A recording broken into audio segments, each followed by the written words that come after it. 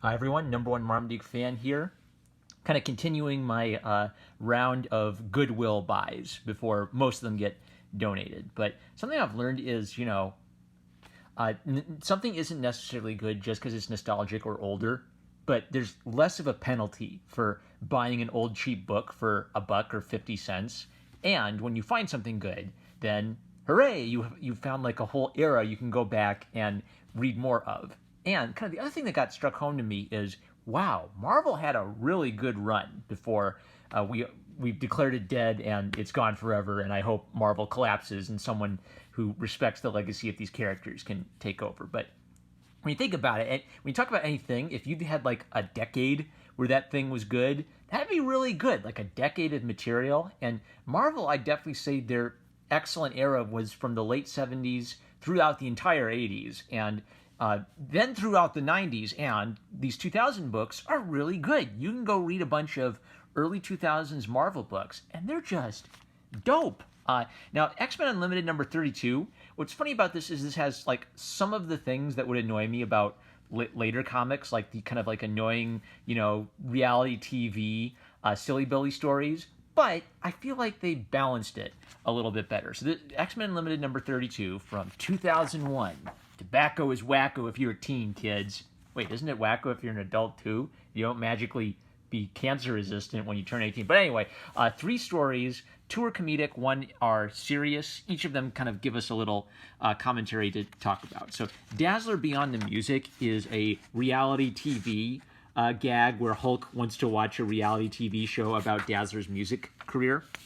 And Jill Thompson has a silly, cartoony style, which is good for, like, silly comedy. He turns into the Hulk, and then the guy's face squishes right into the Hulk, and he's scared because he just annoyed the Hulk, right? That's a visual gag.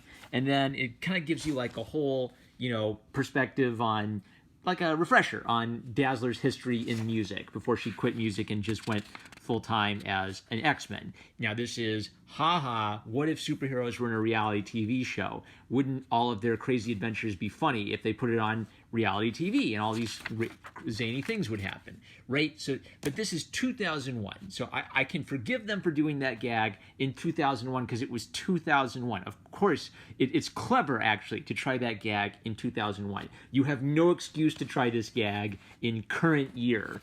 New comic book writers. This gag has been played out, but this was kind of fun. I kind of like got to see like a whole bunch of crazy adventures for Dazzler, all summarized. It kind of hinted at, maybe some of the serious problems for the character. Like Doom showed up and did a, funny Doom refuses to comment to the media. It was silly.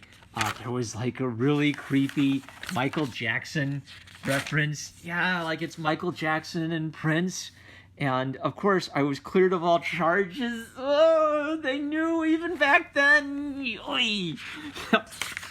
And then it ends with her as, like, a happy homemaker, but she's kind of frustrated that she has to change all the diapers. But you know what? It was... what's the word for it? It's tongue-in-cheek. It actually gives you kind of, like, a good... catch up on the character if you like missed all of these years of comics. I think that we need more stuff like this. Like, hey kids, here's everything you need to know to be caught up on who the character is. The second story, The Gift by James Pruitt, drawn by Mike Deodato Jr. So, man, 20 years ago. Mike Deodato Jr. drew like a Wolverine book I really liked and reviewed last year. He kind of had like a spat on Twitter where I thought he was being too smart alecky for his own good. I like Mike Deodato Jr., but I think his problem is not only does he rely on photo references too much today, he's always relied on photo references. So this looks like a posterized photo of a church in New York, but this looks like a photo of guy holding gun in front of him, right? So that's something that he's suffered from for a while, and even as he's gotten really, really good, he still is very reliant on these tools. Now, the beautiful thing about this story is it's a actual religious story, kind of delving into Nightcrawler's sincere faith, his struggle. He goes to see he goes to confession, and some thugs have a shootout war while he's doing that. Now, the priest recognizes one of the boys as from going to the church and tries to like appeal to his humanity. And Nightcrawler has this cool thing where he's really angry at these punks, so he decides to teach one of the punks a lesson, but then saves the punk at the last minute, kind of to teach the punk a lesson. Hey, life means something. There's a really great tirade, actually. Look at this magnificent city we live in. We live here. We work here. Some of us even love here. We etch through our mundane daily existence to earn enough money to put food on the table and a roof over our heads. And for what? Just so some ignorant thug like yourself can come and desecrate these things that we hold most dear to our hearts. Things such as the sanctity of our church, our home, or even life itself. People need to respect each other, but most importantly, we need to help each other. Life's already hard enough as it is. So again, I'm more of a succinct kind of guy. I'd want this simplified down to maybe a few sentences, but it's really poignant. Like the reason crime is bad is, yeah, he said it. There's no more succinct way to say it. Life's already hard enough as it is. Why do you have to run around shooting people and bring more tragedy and misery to other people's lives as they're just trying to get by? So after he finds out that the priest is okay, Nightcrawler has kind of like learned to have a moment of hope in his moment of crisis, where he feels like being a mutant is too hard, he can't go on. Ours is not to question why. We are called here for a reason, for the common good of all mankind and mutant kind alike. We are all brothers, and we are all his children. Like I said before, it's times like these where we must learn about ourselves, who we are, what we ultimately stand for, a little about dreams, a lot about faith, and the strength of forgiveness. So, Nightcrawler is a Christian character, and his Christianity, it's not like a big, deep theological treatise on his Christianity, but they are using that as part of a story to send a broader message that could appeal to anyone, but especially appeals to people who have crises of faith, right? Who kind of identify with Nightcrawler on that point. And today, Nightcrawler's like, this hot dog tastes like mustard and bigotry. Look, all 2001 Cartoon Network lineup commercials. Wow. All right, so my actual favorite story in this was All's Well That Ends Well by John Ostrander. Ian Gibson was the penciler. Inks by Eduardo Alpuente. So this is another funny story. So if something they do to help you say funny story is cartoony kind of Disney 1930s era character and, some like big over the top expressions and places and busty women and cute little scenic scenes. Now, this is problematic. This whole story is problematic. It was funny then. It's even funnier now. But they actually achieve a kind of consistent tone of like, hey, that's kind of funny. I laugh because they've established this tone, but then they go back to like the adventure tone. So it's just a perfect balance, like comedy adventure. So they're rescuing the princess. He's got her heroically over his shoulder like Errol Flynn. What's the girl? Hepzibah. She's like this cute wolf girl, and she's really tough and commanding, and a strong female protagonist. And like the big monster, he just likes to fight. And the last guy, robot guy, he's kind of like a poet, and he is a warrior, but he's also kind of a pacifist at heart. I don't know. I got to fast forward a little bit, right? So the gag is they are knowingly making kind of like a cheesy, heroic, over-the-top adventure story. But then you quickly discern that the princess is a spoiled brat.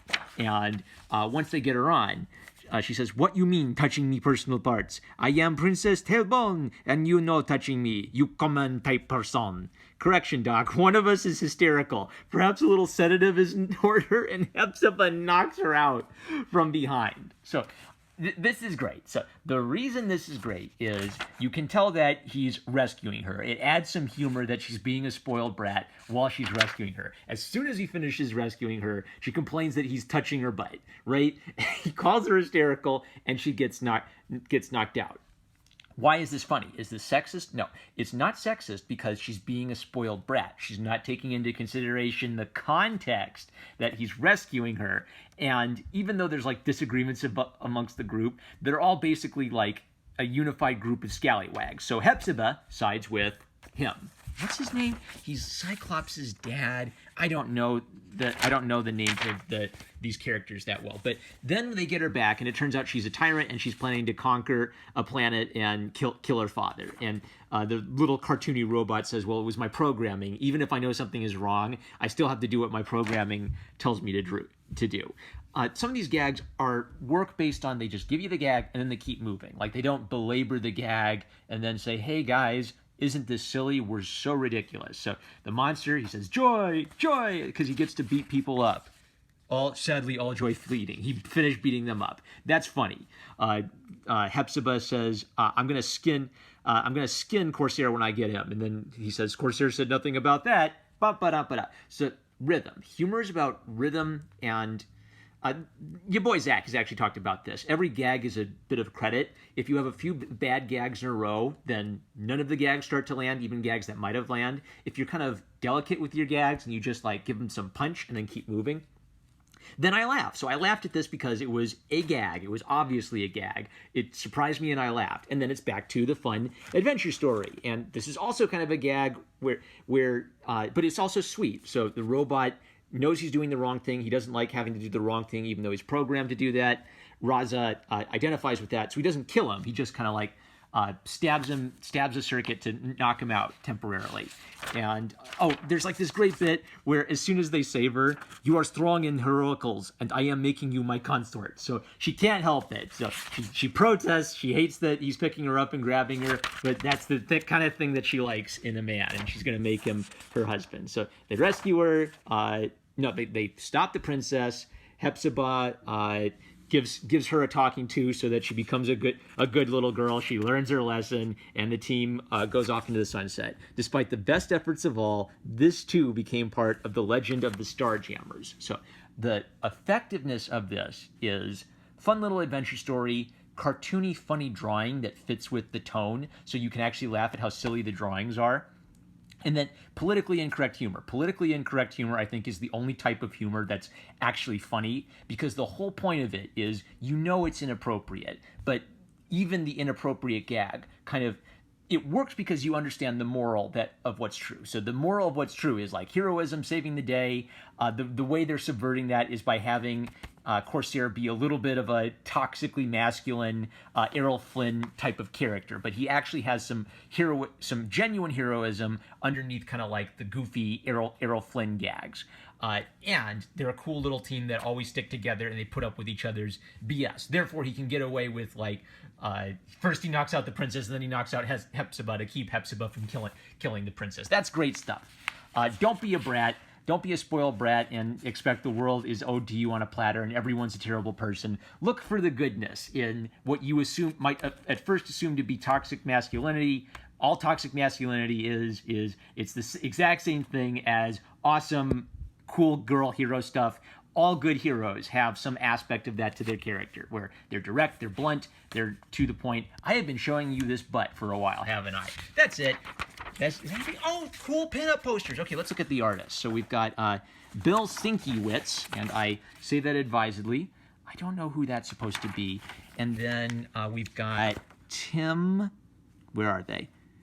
Tim Smith and Danny Mickey. Kind of a cute drawing of Domino. I didn't get this costume, though, because it's the exact same color as her skin, so it looks like this was supposed to be a boob shot, but then it looks like this is part of her shirt, too. But actually, I kind of like it.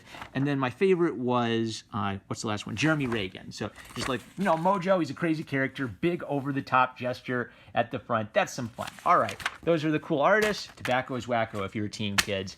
All right, two great books. $1 each. Two joys to read. Marvel did have a really strong run, and if you're unhappy with Marvel Comics today, go to your local comic book store. I finally went to my local comic book store, and they have almost entirely back issues. The owner said, just this month, I started buying new issues, and I almost wanted to say, oh no, stay away. Don't do it.